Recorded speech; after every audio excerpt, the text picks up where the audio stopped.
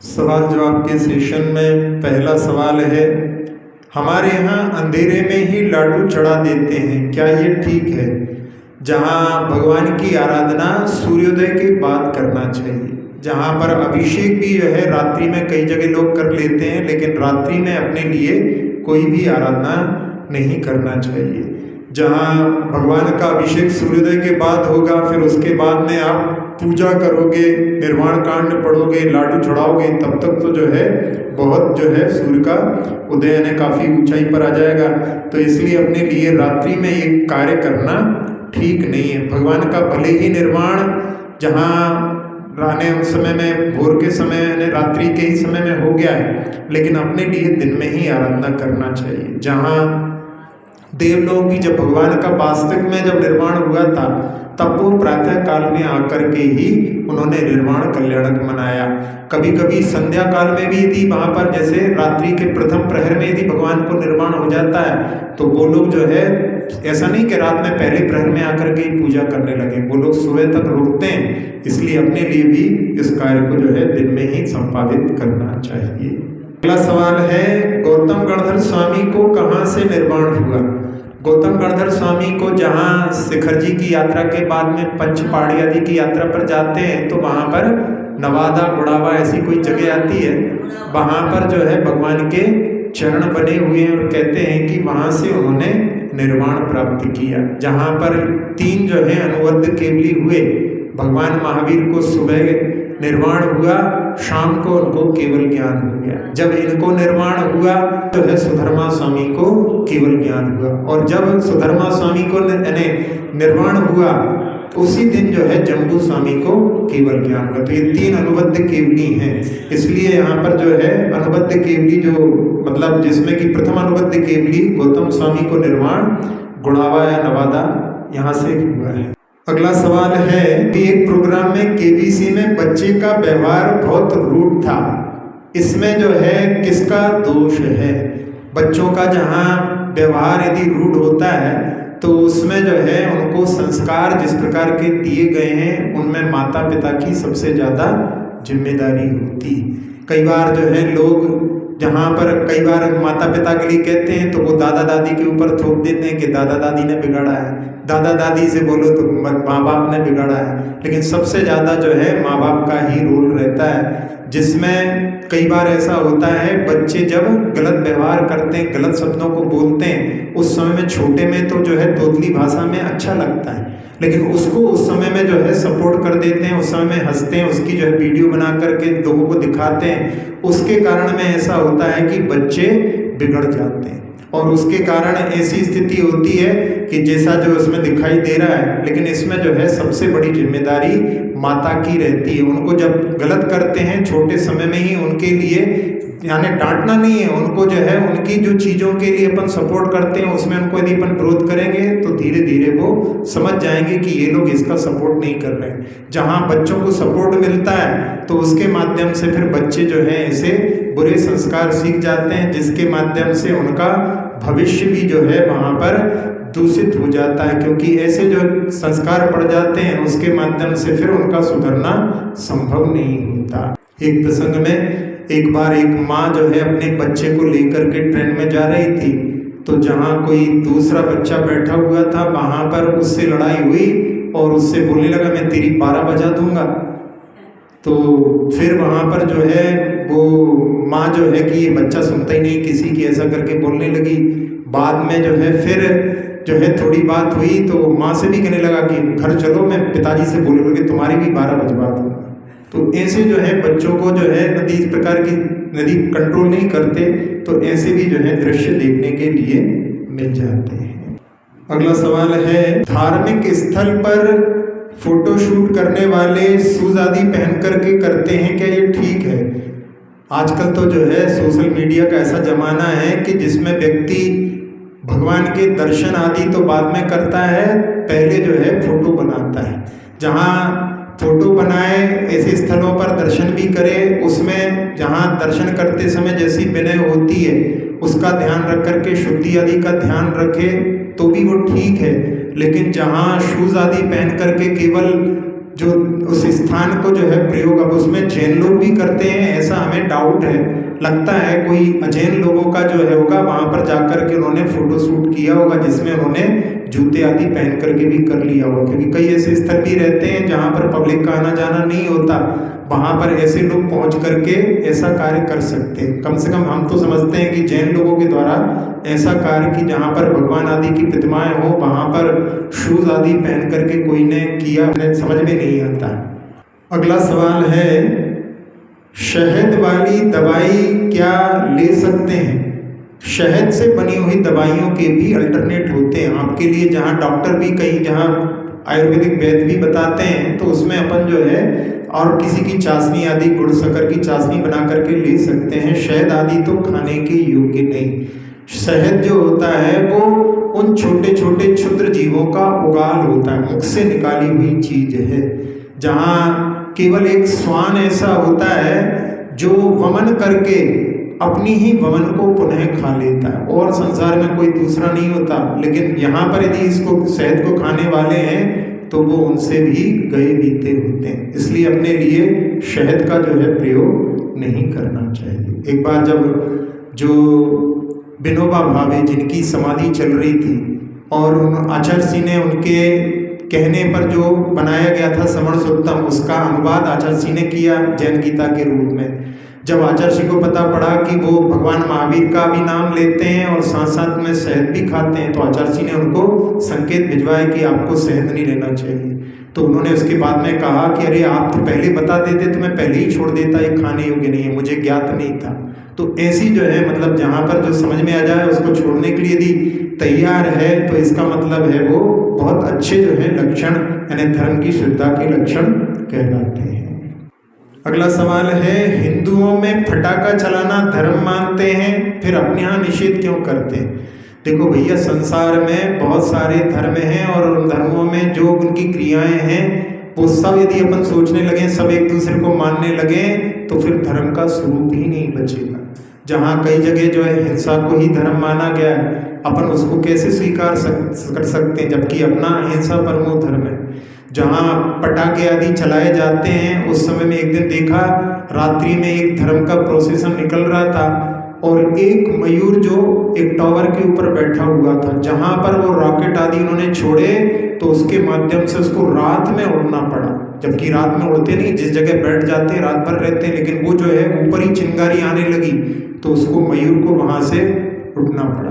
तो ऐसे जो है पक्षियों के लिए कितनी पीड़ा होती है। इनको जो है धर्म का स्वरूप बनाना सही तरह से जो है धर्म का जो है स्वरूप ही नहीं समझना जैसा है। इसलिए कोई अन्य जो है हिंसा में भले धर्म माने या इन पटाखों में धर्म माने, लेकिन जैन दर्शन में तो जहाँ जीवों के लिए पीड़ा होती है ऐसी कोई भी जो है कार्य जिसमें कि त्रस्त जीवों के लिए विशेष कर। अगला सवाल है, आजकल कई जो है हिंसक लोगों से भी शादी कर लेते हैं, ऐसा जो है क्यों हो रहा है? जहाँ आजकल बहुत विलंब से शादियां हो रही हैं, उसमें एक कारण ये भी है, ज़्यादा देर तक जो है यदि शादियां नहीं होती, फिर जिनके साथ में संपर्क होते हैं और उसके बाद में फिर उनसे जो है विवाह की भी स्थितियां बन जाती हैं। कई बार तो जो है ऐसी परिस्थितियां वो बना देते हैं जिसके कारण में व्यक्ति उनमें फंस जाता है, फिर वो उसमें निकल नहीं पाते।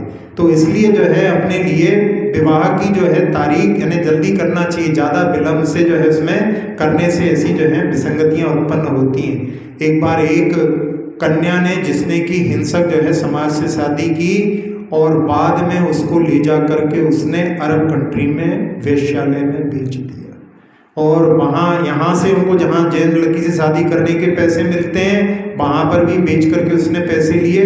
वो लड़की वहाँ वेश्यालय में पैसे कमा करके फिर पुनः वापस लौट करके आई, तब उसने वो राज खुला कि कैसी स्थिति हुई थी। इतना सब कुछ जानने के बाद में भी जहाँ ऐसी स्थितियाँ होती हैं तो उसके लिए सबसे बड़ी जो है जिम्मेदारी अपने लिए जो है उसमें उन लोगों के लिए इस प्रकार के लिए यदि वहाँ पर रखते हैं, बहुत समय के बाद में शरीर में भी इस प्रकार के हार्मोन रिलीज हो जाते हैं जिसके माध्यम से उन हार्मोन का ऐसा इफेक्ट रहता है कोई कितना भी समझाए उसके बाद में उनके ऊपर असर नहीं पड़ता। इसलिए वो स्थिति निर्मित हो उसके पहले ही अपने लिए जहाँ मुनिराजों के पास में, साधु साध्वी के पास में ले जा करके बच्चों को जहाँ बाहर पढ़ाने के लिए भेज रहे हैं, उसके पहले उनको संकल्प दिलाना चाहिए कि हम जो है अजैन में शादी नहीं करेंगे। ऐसा पहले से यदि संकल्प होता है तब उसमें जो है कुछ नियंत्रण हो सकता है, नहीं तो ऐसी स्थितियाँ जहाँ बन रही हैं वो तो ऐसी ही और आगे वृद्धि को प्राप्त होगी। अगला सवाल है, तीर्थ क्षेत्रों पर छत्र चढ़ाते हैं फिर हटा लेते हैं, क्या इस प्रकार करना ठीक है?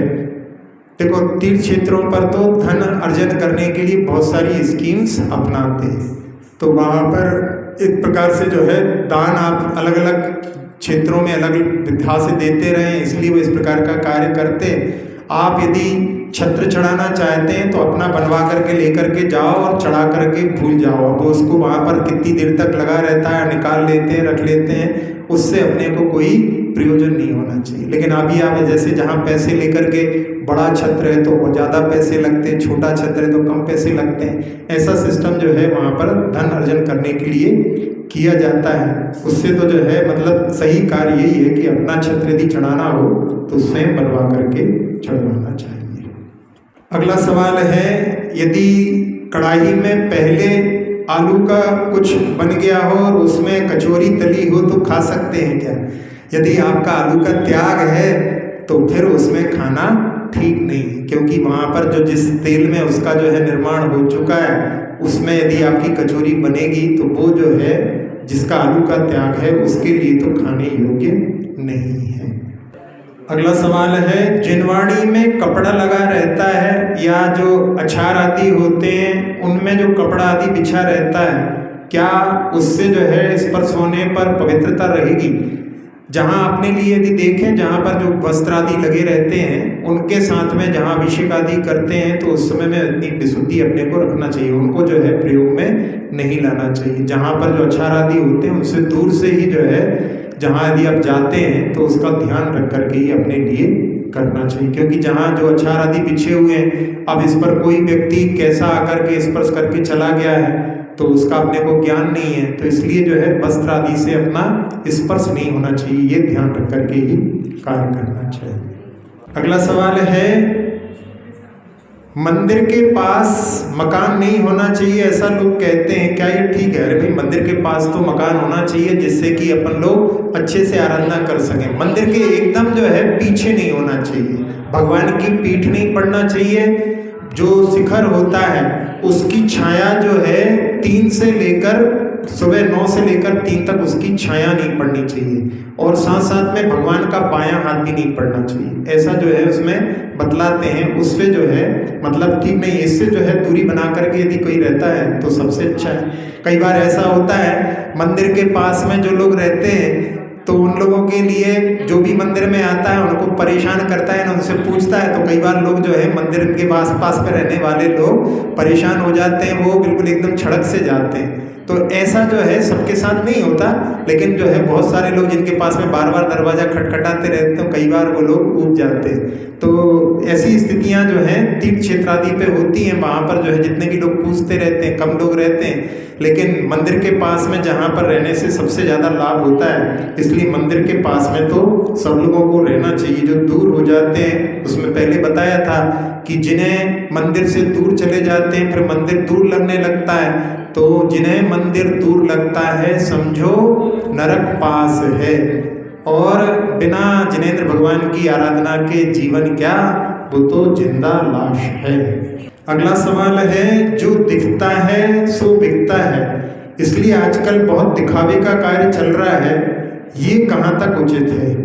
जहाँ संसार में जो दुकान आदि होती है, आपको दुकान जो है खोल करके बाहर दिखाना पड़ता है, तब लोग देख करके जो है उसको खरीदते हैं, लेकिन धार्मिक क्षेत्र में जो है प्रदर्शन अच्छा नहीं होता। लेकिन आजकल का सोशल मीडिया का ज़माना है, जो कुछ भी करते हैं सबसे पहले उसकी खबर उसमें आती है। लेकिन यदि आप कोई कार्य कर रहे हैं और उसमें एक सामान्य रूप से यदि उसको बतला रहे हैं तो कोई बाधा नहीं, लेकिन अपन उसी के पीछे पड़ जाओ, कितनी जगह गया है, कितनी जगह पहुंचा है, कितने लोगों ने देखा, कितने लाइक्स मिले, इन चक्करों में यदि पड़ गए तो फिर वो जो है प्रदर्शन की भावना विशेष रूप से दिखाई देती है। इसलिए अपने लिए इससे बच करके जो है आराधना करना चाहिए, नहीं तो जो है उसके चक्कर में फंस जाएंगे। तो कई बार ऐसा होता है लोग जो है उसके माध्यम से उन कार्यों को करने में दूसरे लोग भी जो है वहाँ पर पीछे हट जाते हैं।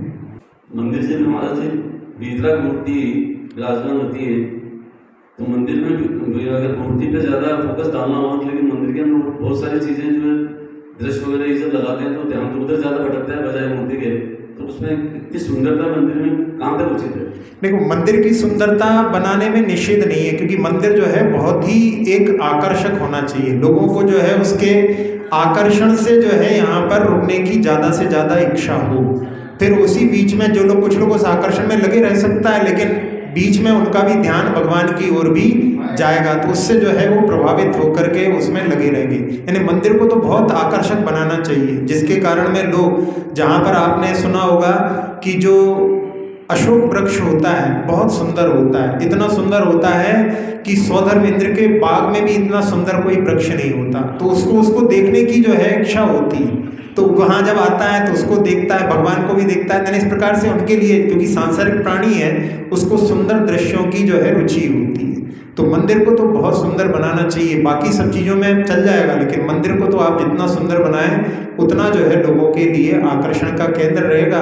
जहाँ समोशरण होता है, भगवान तो केवल आखिरी अष्टम भूमि में होते हैं, बाकी जहाँ सुंदरता रहती है बहुत सारे लोग जाते हैं। ये बात अलग है कि कुछ लोग उसी में फंसे रह जाते हैं, वहाँ तक नहीं पहुँच पाते, लेकिन उसके माध्यम से वो और जगह नहीं जा रहे हैं, ऐसा सोच करके अपने लिए कम से कम मंदिर में आने के लिए उनके लिए ऐसा वातावरण निर्मित करना चाहिए जिसके माध्यम से वो आकर्षित होकर के आए। नहीं रखोगे तो वो और कहीं जाएंगे, इसलिए कम से कम मंदिर में ही रहेंगे, तो मंदिर आएंगे, इस बहाने से उनका बीच में भगवान की ओर भी जो है दृष्टि चली जाएगी, उसके माध्यम से भी वो थोड़ा भगवान से जुड़ सकेंगे। इसलिए एक मतलब साधन इनके लिए इस प्रकार से देना चाहिए। अगला सवाल है, राशि पर नाम रखना क्या जरूरी है? जहाँ कई लोगों जो है राशि के नाम भी रखते हैं, लेकिन कई बार ऐसे जो है अक्षर आ जाते हैं जिन पर नाम जो है लोगों को रुचिकर नहीं लगते, और बहुत सारे लोगों को ऐसा भी देखा है कि बिना राशि के भी नाम लिखते हैं फिर भी बहुत ऊंचाइयों को छूते हैं। इसका मतलब है इसमें जो है ज़्यादा तथ्य नहीं है, नाम निक्षेप है जहाँ पर गुणों से उसका संबंध नहीं होता। इसलिए इनमें यदि आपको वहाँ पर लगता है कि उसी अक्षर पर यदि नाम मिल जाते हैं, रख लेते हैं तो अच्छी बात है, नहीं भी मिलते तो दूसरे अक्षरों पर भी रखने में कोई बाधा नहीं है। अगला प्रश्न है, शांति धारा में कुछ तीर्थंकरों के नाम बोले जाते हैं, सब तीर्थंकरों के नाम क्यों नहीं बोले जाते? कुछ ऐसी भी शांति धाराएं हैं जहां पर आपको भूतकाल की भी 24, वर्तमान की, भविष्य की 24, बहुत एक एक घंटे की भी शांति धाराएं होती हैं। लेकिन जहां कुछ विशेष तीर्थंकरों के नाम, जिनका कि बहुत ज़्यादा लोग जहां पर आराधना करते हैं, उनके ज़्यादा मंदिर होते हैं, उनके नाम भी बीच में कुछ विशेष बोल देते हैं, तो उसमें कोई बाधा नहीं। यहाँ पर जो है भगवानों के, एक भगवान की यदि मूर्ति है, उनके सामने आप दूसरे भगवान की भी आराधना करो तो उसमें कोई बाधा नहीं, क्योंकि सब भगवानों के गुण समान होते हैं। अगला सवाल है, स्वहस्त क्रिया क्या होती है? स्वहस्त क्रिया यानी जो कार्य अपने करने योग्य नहीं है उसको अपन अपने हाथ से करने लगे।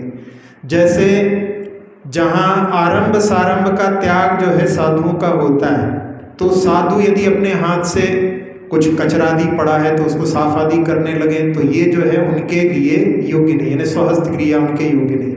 इसी प्रकार से कुछ कार्य ऐसे होते हैं जो श्रावक के करने योग्य नहीं, यदि वो उनको करने लगे तो वो भी जो है स्वहस्त क्रिया के रूप में आएगा। जैसे जहाँ आजकल जो है कई लोगों के ब्यूटी पार्लर खोल लेते हैं, वो उनके करने योग्य नहीं है, लेकिन यदि उसको करते हैं तो उसके माध्यम से उसको भी जो है स्वहस्त क्रिया नहीं, पाप के लिए कारण होती है। भक्तामर आदि का पाठ किसी स्वार्थ से करते हैं या भक्ति से करते हैं, इसका अंतर कैसे समझें?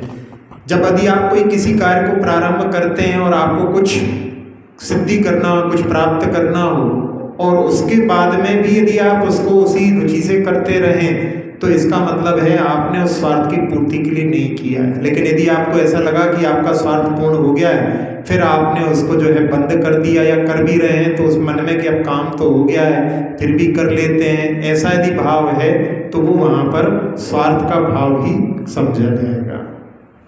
अगला सवाल है, भाव पूजा में विसर्जन स्थापना आदि कर सकते हैं क्या?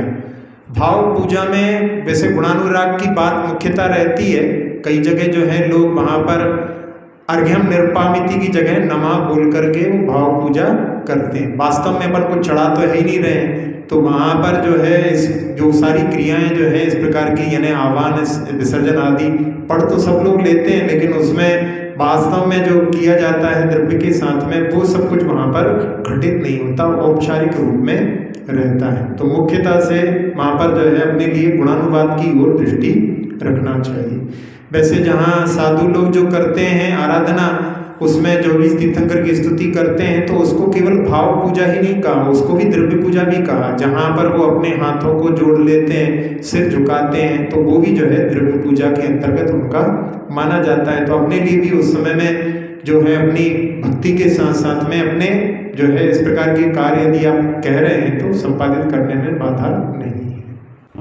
अगला सवाल है, भेद विज्ञान को कैसे प्राप्त करें? जहाँ अपन लक्षण को देख करके, जीव का जो लक्षण है वो ज्ञान दर्शन है, उपयोग उसका लक्षण है, और अपना जो शरीर है इसका स्पर्श रसगंध वर्ण गुणधर्म है।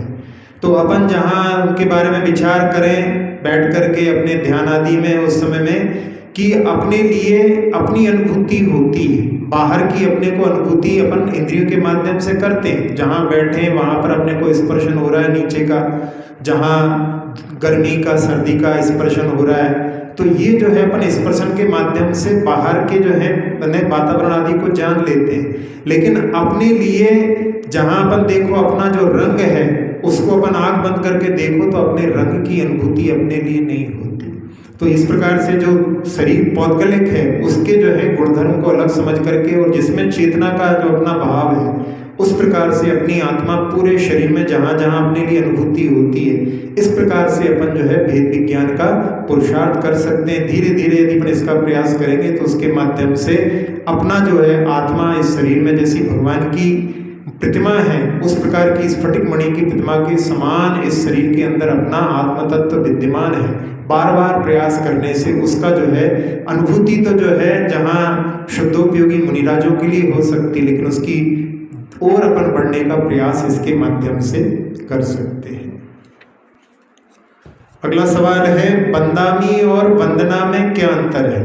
वंदामी शब्द पहले बतलाया था कि जहाँ आरिका माता के लिए रूढ़ है, और वंदना शब्द जो है कई बार जो है ब्रह्मचारियों के लिए वंदना बोल देते हैं, लेकिन वंदना एक जहाँ आवश्यक होता है, साधु और जो वृत्ति होते हैं उनका आवश्यक होता है, जहाँ 24 भगवान की स्तुति की जाती है वो स्तुति कहलाता है, और जहाँ एक भगवान की वंदना कृतिकर्म पूर्वक की जाती है वो वंदना कृतिकर्म कहलाता है। त्रिकाल वंदना, जहाँ साधु भगवान की वंदना करते हैं उस समय में वो वंदना कृतिकर्म के साथ में करते हैं। तो उसमें दो भक्तियाँ पढ़ी जाती हैं, एक चैत्य भक्ति और एक पंचमहागुरु भक्ति। तो वो कृतिकर्म जिसमें नमोरी हंताणम दंडक आदि पढ़ करके सारे जो है ढाई दीप के सब मुनिराजों को स्मरण करते हुए वो कृतिकर्म के साथ में जो की जाती है वो वंदना नाम की जो है वहाँ पर एक आवश्यक होता है।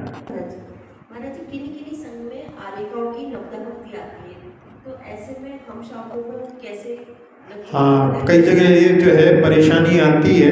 तो जहाँ अपने यहाँ ऐसा वर्णन किया गया है कि जो सबस्त्र हैं उनकी जो है पूजा नहीं होती, जो निर्ग्रंथ हैं अपने पंच परमेष्ठी उन्हीं की आराधना पूजा की जाती है। लेकिन संघों की व्यवस्थाएं रहती हैं, तो उसमें जहाँ कहीं ऐसा भी रहता है कि कुछ संघ के जो हैं ऐसे रहते हैं कि उनके साथ में उन्हीं के आरिका माताओं के साथ में कोई लोग आते हैं, वो लोग ही जो है वहाँ पर जो है आराधना कर लेते हैं। कुछ लोग जो उसमें जहाँ पर जिनको ऐसा लगता है कि हमको नहीं करना है वो इधर उधर हो जाते हैं। तो इस प्रकार से कई लोगों का जो है ऐसा रहता है कि नहीं हम उन्हीं को ही कराएंगे। फिर वो कुछ लोग कहते हैं कि हमको तो हमारा ऐसा नियम है तो हम चौका ही नहीं लगाएंगे। तो कुछ इस प्रकार की स्थितियाँ बनती हैं। लेकिन यदि कोई आ रहे हैं, साधु साध्वी आ रहे हैं, तो उनका जो है निर्वाह तो अपने लिए कराना चाहिए। उसमें जो है कोई ज़्यादा अपने लिए उसके लिए प्रेस्टीज पॉइंट जैसा बना करके कार्य नहीं करना चाहिए। अगला सवाल है, इतर निगोद में जीव कितने काल तक रहता है?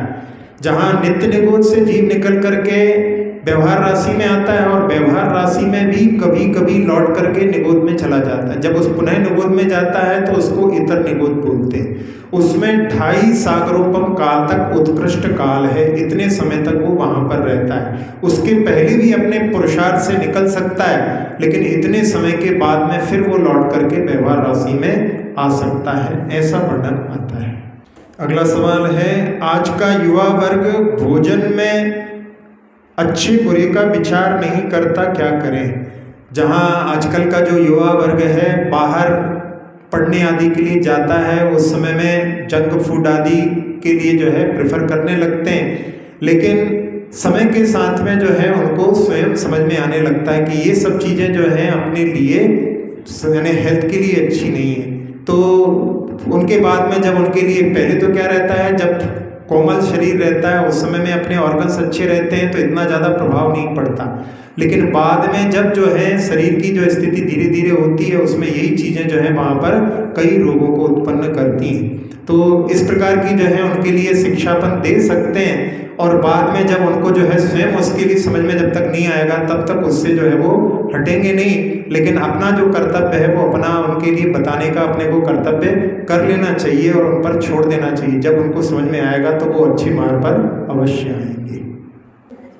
आजकल जो जैन शादी विवाह होते हैं उसमें भी रात्रि भोजन का इतना ज्यादा हो गया कि बड़ी बड़ी एज के भी लेडीज जेंट्स होते हैं, मतलब दिन में खाने वाले तो 10-15 लोग भी नहीं होते। बहुत जो है ऐसी ज्वलन समस्या है, उसका जो है कारण ये है कि जहाँ पर रात्रि में जो शादियाँ होती हैं उनमें आप विशेष रूप से उनको जो है भोजन कराते हैं। जो दिन में भोजन करने वाले होते हैं उनके लिए तो कुछ व्यवस्था नहीं होती, जो रात में खाने वाले हैं उनके लिए आप विशेष व्यवस्था करते हो। इसलिए भी जो है एक बार हमने एक बच्चे का सुनाया था, बच्चा बोलने लगा कि हमको रात्रि की छूट दे दो। तो हमने पूछा क्यों?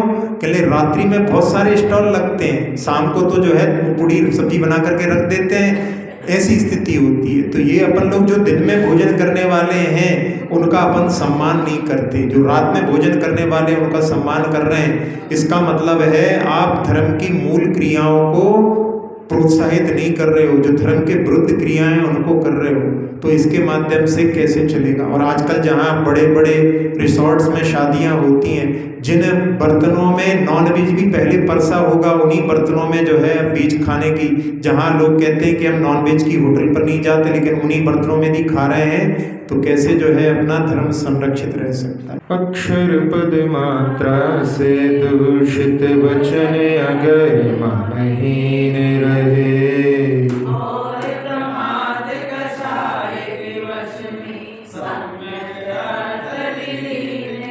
जिन वाणी माता मेरी उन सब त्रुटियों को क्षमा करें।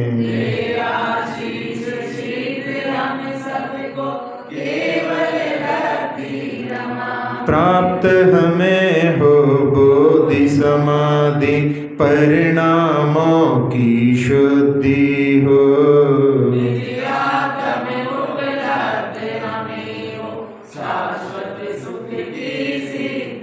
चिंतित वस्तु दात्री माता चिंतामणि उपमा भाति।